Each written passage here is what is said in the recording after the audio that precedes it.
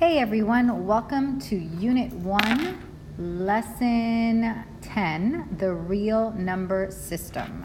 So, what are the real numbers? Well, the real numbers is a set of numbers which contains all rational and irrational numbers.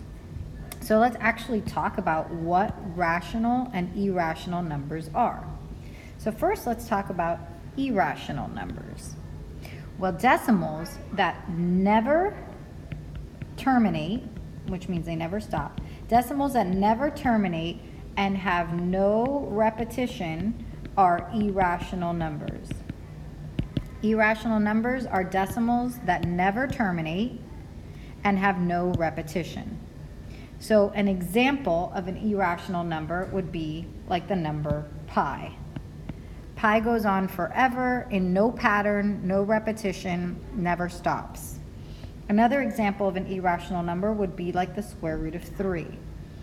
It's a non-perfect integer, so the square root of this number, that decimal never stops and has no repetition.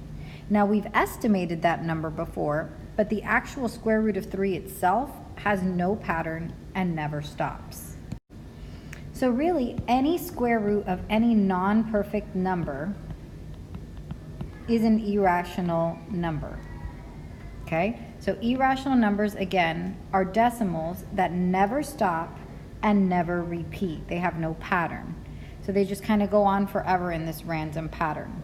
So it really boils down to square roots of non-perfect numbers, and pi is actually one of those scenarios as well. So rational numbers are all fractions. Every fraction is a rational number, or any number that can be written as a fraction, okay? As a fraction a over b. So any number that can be written as a fraction. So decimals that terminate can be written as a fraction, or decimals that repeat or have a pattern. Decimals that repeat or have a pattern can be written as fractions. 1/3 is a very popular fraction that's 0.3 repeating. So a repeating decimal comes from a fraction, and some fractions make repeating decimals. So as a result, all fractions are rational numbers. Now when we played with the number line to estimate these non-perfect square roots, remember we were estimating, we were mathematically guessing its value or what it was close to, but we weren't really finding the value. You can't find the value to these without a calculator because these are irrational numbers. So those decimals never stop and they never repeat. So again, rational numbers are all fractions. Every fraction in the whole wide world is a rational number. All fractions, that's the same as decimals that terminate or have a pattern, because those guys make fractions. So some examples, like I said, 1/3 is an example. 0.5 is an example. 0.62 repeating is an example. 5 is an example of a rational number because we could write it as 5 over 1. The square root of 49, because that's 7. 0 is a rational number, and so on and so forth. So now that we know the difference between an irrational number and a rational number, we can take this set of rational numbers, okay, and classify them even further. We have the integers, which are our positive and negative numbers. Let's put some dots there. So -5, -4. Okay, so here are our set of integers. We have also whole numbers, which whole numbers start at 0 and are all your positives, so our whole numbers. And then we have natural numbers, which the difference between whole and natural is the fact that natural numbers start at 1. And so on. So we've got integers, which are whole numbers with their opposites. We have whole numbers, 0, 1, 2, 3, and so on, and natural numbers, which are 1, 2, 3, and so on. So we're going to make a visual to organize all this vocabulary we just talked about. So here's a diagram, and this diagram is about the real numbers. So all these kinds of numbers we were just talking about are all part of the real numbers. All right, there we go. And then the irrational numbers, they kind of party on their own over here. They don't have any subsets. They're just all those irrational numbers. Very, very lonely over there. And then we have our big other group, which is our rational numbers. That's our big bubble over here. And the rational numbers have some subcategories, okay? Rational numbers could be integers. They could also be whole numbers. And they could be natural numbers. And then I want to show you why this is written the way that it's written, okay? Rational numbers are all fractions, all fractions. So basically any number that could be written as a fraction is a rational number. And then inside all those fractions are the set of integers, which is your whole numbers with their opposites, your positives and negative integers. And inside the integers is the whole numbers. And inside the whole numbers is the natural numbers. Remember that the natural numbers is the 1, 2, 3 numbers. Whole numbers is the 0, 1, 2, 3. And your integers is the negatives with their opposites, and so on and so forth. And then all the fractions in here, like the 1/2, the 1/3, the 0.3 repeating, and like let's say 1/4, etc. Okay. So we've got my my chart here. I'm using it, and we're gonna use that to classify all the sets to which this number belongs. So for number 1, negative 47. Negative 47 we know is an integer. And since it's an integer, it's a member of the rational numbers. So negative 47 is a rational number, and it's an integer. It's not a whole number, and it's not a natural number. So number 2, 2 3/8. 2 3/8 we know is a fraction, and all fractions are rational numbers. 2 3/8 is not an integer, it's not a whole number, it's not a natural number. Oh, and they're all part of the real number set, so we don't have to write that. But we'll write that this one right here, that's just a rational number. It's not a whole number, it's not an integer, it's not a natural number. And it's also not irrational, because our irrational numbers are our square roots of non-perfect numbers. And like pi, okay? So number 3 is the absolute value of negative 9, which is 9. Well, 9 is a whole bunch of stuff. 9 is rational, 9 is an integer, 9 is a whole number, and 9 is a natural number.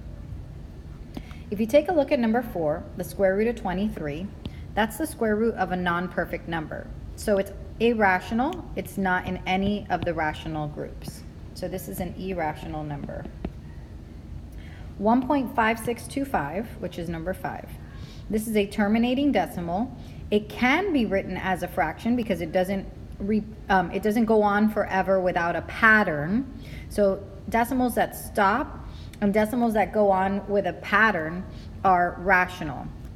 Decimals that go on forever with no pattern, those are your irrational. So this stops.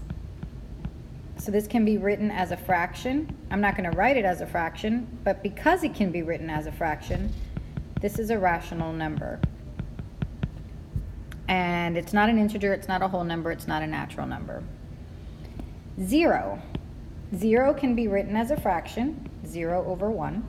It is an integer, and it is a whole number. So it's a rational number, it's an integer, and it's a whole number. It's not a natural number because natural numbers start at 1.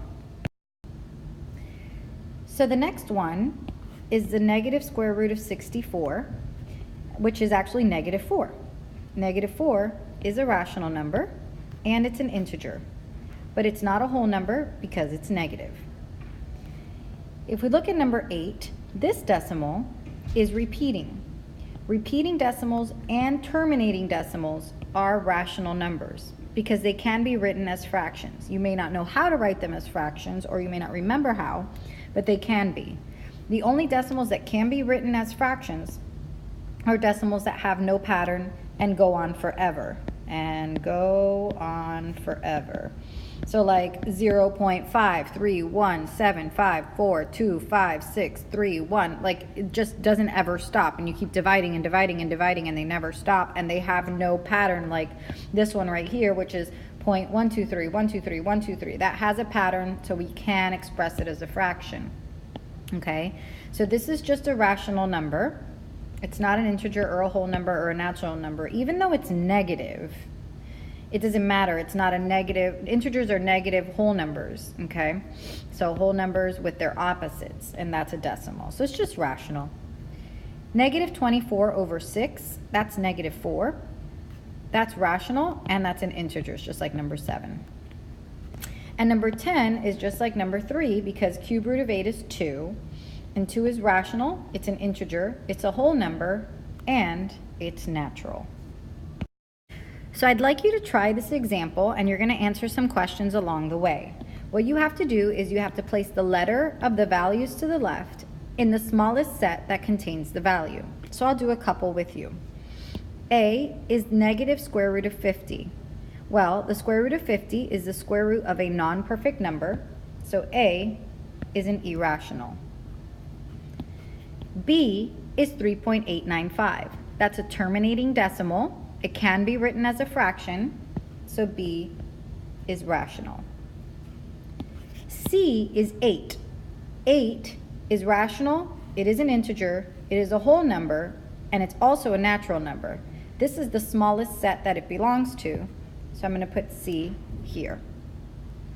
And I'll do D. D is negative 11.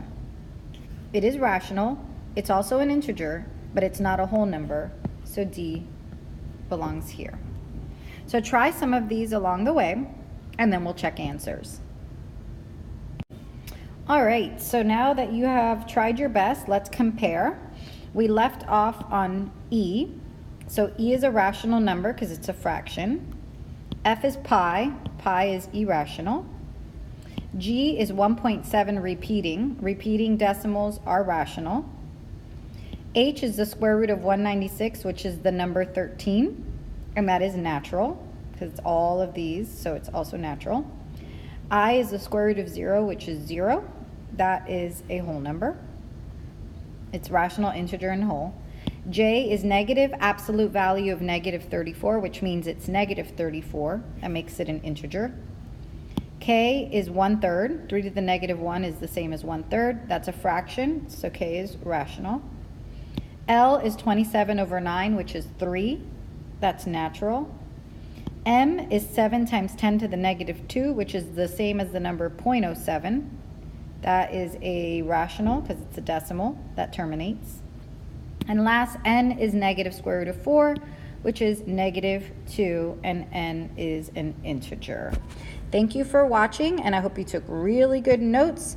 And yeah, we'll practice this in class. Thank you.